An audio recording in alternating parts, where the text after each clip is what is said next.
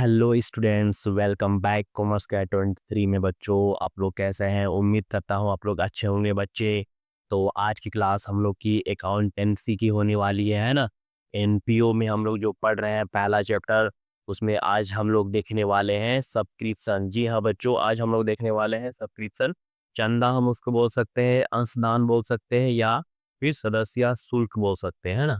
तो चलिए बच्चों, इसके बारे में हम लोग डिटेल में देखते हैं बच्चों, या फिर इसका क्या क्या अकाउंट बनता है, कैसे हम बनाते हैं, है ना। ये सब के बारे में डिटेल्स में हम लोग पढ़ते हैं सब्सक्रिप्शन के बारे में। तो देखिए, इसमें लिखा हुआ है कि क्या होता है सब्सक्रिप्शन, है ना। जो मेरा चैप्टर है NPO means not for profit organization, ऐसी संस्थाएं जो लाभ ना कमाने के उद्देश्य पे अपना काम करती है। तो उसमें एक मेन अहम मुद्दा होता है किसका?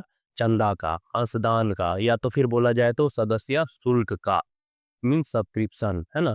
तो उसका मेन क्या क्या पॉइंट होता है, तो चलिए हम लोग बेसिक डिटेल में देखते हैं। तो सबसे पहला में है कि जिसका भुगतान, है ना, जिसका भुगतान सदस्य द्वारा वार्षिक आधार पर किया जाता है। मतलब हम लोगों को उस संस्था में जो एनपीओ होता है, उस संस्था में ये जो चंदा होता है, या बोल तो सदस्य शुल्क बोला जाए, तो ये कैसे हम इसको क्या करेंगे, तो इसका जो भुगतान है, इसका जो पेमेंट का क्या बोला जाए उसको, कि पेमेंट का जो कारण है, या तो बोल सकते हैं पेमेंट टर्म ऑफ पेमेंट जो है वो वार्षिक मीन्स एनुअल के आधार पर किया जाता है। दूसरा में यह एनपीओ के लिए आयगत प्राप्ति होती है और इसे क्रेडिट में तथा रिसीव एंड पेमेंट अकाउंट में डेबिट पक्ष में लिखा जाता है। जी हाँ, देखिए, सबसे पहले हम लोग क्या समझे कि जो सदस्य होते हैं, है ना, उनके द्वारा क्या होता है, वार्षिक मीन्स एनुअल पर ईयर के आधार पर किया जाता है। क्लियर? अब हम यहाँ पे करेंगे, पहला हम लोग का तो क्लियर हो गया। अब दूसरा में क्या है कि यह एनपीओ के लिए आयगत प्राप्तियां होती है ना।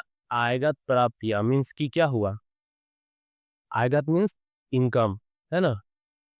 आयगत प्राप्तियां होती है और इसे क्रेडिट पक्ष में, है ना, आयगत हुआ तो उसको हमको क्या दिखाएंगे, क्रेडिट में दिखाएंगे, तथा रिसीव एंड पेमेंट अकाउंट में मीन्स की प्राप्ति एवं भुगतान खाता, है ना। प्राप्ति एवं भुगतान खाता रिसीव एंड पेमेंट अकाउंट में क्या करेंगे हम लोग, डेबिट पक्ष में। जी हाँ, ये डेबिट पक्ष में लिखा जाता है। क्लियर? ये हुआ मेरा दूसरा। अब आते हैं हम लोग इसमें, इस थर्ड नंबर में क्या है, हम लोग थर्ड नंबर देखते हैं। थर्ड नंबर में क्या है, किसी विशेष कार्य, कोई स्पेशल काम जो होता है करने के लिए उस संस्था में बोला जाए तो एनपीओ में जो मिलता है, क्या मिलता है, अंशदान मिलता है, सदस्य शुल्क मिलता है, या तो फिर चंदा मिलता है। विशेष कार्य के लिए प्राप्त किया जाए तो इसे पूंजीगत प्राप्ति मानना चाहिए। मीन्स क्या है कि कैपिटल, है ना, पूंजीगत मतलब कैपिटल, है ना, प्राप्ति मानना चाहिए। क्लियर? और इसे, है ना, जब हम उसको पूंजीगत प्राप्ति मानेंगे तो उसको हम ना रिसीवेड पेमेंट अकाउंट में दिखाएंगे, ना ही इनकम एंड एक्सपेंडिचर अकाउंट में दिखाएंगे, है ना। इसको क्या करेंगे, इसको बैलेंस शीट में क्या करेंगे हम लोग, बैलेंस शीट में लायबिलिटी की तरफ दिखाना चाहिए, है ना। लायबिलिटी की तरफ दिखाना चाहिए। जी हाँ, लायबिलिटी की तरफ दिखाना चाहिए, है ना। क्लियर? अब हम लोग देखते हैं फोर्थ नंबर। फोर्थ नंबर में क्या है बच्चों, कि चंदा की आय, है ना, चंदा की आय शेष बची हो तो, है ना, जो भी हम कैलकुलेशन करने के बाद अगर कोई चंदा की आय शेष बची हो तो शेष पूंजी को क्या करते हैं, पूंजी कोष में जोड़ना, मीन्स कैपिटल फंड में उसको हम लोग जोड़ेंगे, है ना।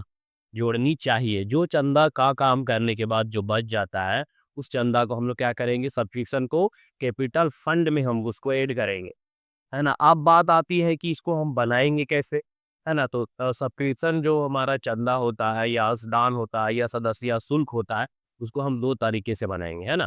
क्या क्या है, देखिए, पहला है कि विवरण पत्र बनाकर, एक विवरण पत्र के अनुसार बनता है।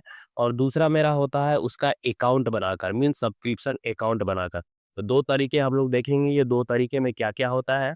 ये दोनों तरीका का चलिए हम लोग स्क्रीन में अभी हम लोग शेयर करेंगे, उसके बारे में हम अभी फॉर्मेट आप लोग को बताते हैं। वो फॉर्मेट के बारे में अभी हम डिस्कस करते हैं। तो बच्चों, आप स्क्रीन में देख सकते हैं, दोनों फॉर्मेट के बारे में हम लोग डिस्कस करेंगे, है ना। पहला है पत्र बनाकर, पत्र विवरण बनाकर भी देखेंगे, और दूसरा खाता बनाकर देखेंगे। तो चलिए स्क्रीन में देखिए बच्चों, पहला में है कि विवरण पत्र बनाकर शुद्ध चंदे की राशि ज्ञात करना जिसे आय व्यय खाता में क्रेडिट किया जाता है या जाएगा, है ना। तो लेखांकन वर्ष के लिए सब्सक्रिप्शन की राशि की गणना हम लोग कैसे कराएंगे, तो पहला विवरण पत्र बनाकर करेंगे। विवरण पत्र बनाने के लिए सबसे पहला एक पार्टिकुलर रहेगा RN, दूसरा मेरा अमाउंट रहेगा। वर्ष के दौरान प्राप्त चंदा mean subscription receive during the year लिखेंगे हम लोग कॉलम के अंदर में। उसके बाद में उसको हमको प्लस प्लस करना है, 2 प्लस करना है। क्या क्या प्लस करना है, पहला subscription outstanding in the end of year का हमको ऐड करना है, और प्लस साथ ही साथ हम लोग को ओपनिंग एडवांस प्रीपेड सब्सक्रिप्शन को ऐड करना है। ये दोनों ऐड करने के बाद हम लोग अमाउंट वाला राशि में लिखेंगे। उसके बाद हमको दो चीज़ लेस करना है। क्या क्या लेस करना है, subscription outstanding at the beginning of year को हमको लेस करना है, और साथ ही साथ subscription receive in the advance at the end of the year को हमको भी क्या करना है, लेस करना है। ये दोनों लेस करने के बाद जब फिर हम क्या करेंगे कि चंदे से प्राप्त शुद्ध राशि जिसे आय व्यय खाता में दिखाया जाना है अर्थात क्रेडिट किया जाना है ना। ये लेस करने के बाद दोनों को कैलकुलेशन करेंगे और जो बचेगा उसको हमको लिख देना है। तो ये मेरा हुआ विवरण के बारे में। दूसरा हम लोग देखते हैं खाते के रूप में सब्सक्रिप्शन अकाउंट बनाकर चालू वर्ष के चंदे की शुद्ध राशि ज्ञात करना जिसे आय व्यय खाता क्रेडिट किया जाता है ना। तो देखिए क्रेडिट किया जाएगा। आगे में हम लोग देखेंगे सब्सक्रिप्शन अकाउंट। सबसे पहला कॉलम पार्टिकुलर का रहेगा, फिर अमाउंट का रहेगा, फिर पार्टिकुलर्स का रहेगा, फिर अमाउंट का रहेगा। लेफ्ट साइड मेरा क्या होगा, डेबिट हो जाएगा, और राइट साइड मेरा क्रेडिट हो जाएगा। सबसे पहला चीज़ हम लोग को क्या लिखना है, डेबिट तरफ to outstanding subscription account, outstanding outstanding subscription in the beginning का अमाउंट लिखेंगे। To income and expenditure balancing figure जो मेरा रहेगा उसको लिखेंगे। टू एडवांस सब्सक्रिप्शन अकाउंट रहेगा जो advance subscription at the end year का रहेगा, है ना। ये करने के बाद हम लोग अब आते हैं क्रेडिट साइड। तो क्रेडिट साइड में रहेगा बाई एडवांस सब्सक्रिप्शन अकाउंट, तो advance subscription in the beginning वाला रहेगा। बाई बैंक या तो फिर कैश अकाउंट रहेगा, वो total receive subscription during the current year का रहेगा। नीचे में फिर लास्ट मेरा बचता है बाई आउटस्टैंडिंग सब्सक्रिप्शन अकाउंट, उसमें रहेगा मेरा outstanding subscription at the end of year क्या रहेगा आपका, उसको हम लोग लिखेंगे। ये फिर क्या करना होगा, दोनों को कैलकुलेशन करके इक्वल करना होगा। तो ये मेरा दो था, देखिए अभी हम लोग स्क्रीन में भी ये हमारा एक दो पहला होता है विवरण पत्र बनाकर हम लोग सब्सक्रिप्शन अकाउंट देखेंगे, और दूसरा सब्सक्रिप्शन अकाउंट मीन्स खाता बनाकर करेंगे। तो ये दोनों को हम लोग देखे बच्चों और समझे, इसको ध्यान से देखिए समझिए। ये होता है मेरा एनपीओ में आम भूमिका निभाती है कौन, सब्सक्रिप्शन, है ना बच्चों। इसमें कोई दिक्कत नहीं होनी चाहिए, बहुत ही बेसिक तरह से इसमें हम लोग को पढ़े और समझे। कॉमर्स के 23 में बने रहने के लिए बच्चों थैंक यू। ज़्यादा से ज़्यादा शेयर करें, लाइक करें एंड सब्सक्राइब करें बच्चों।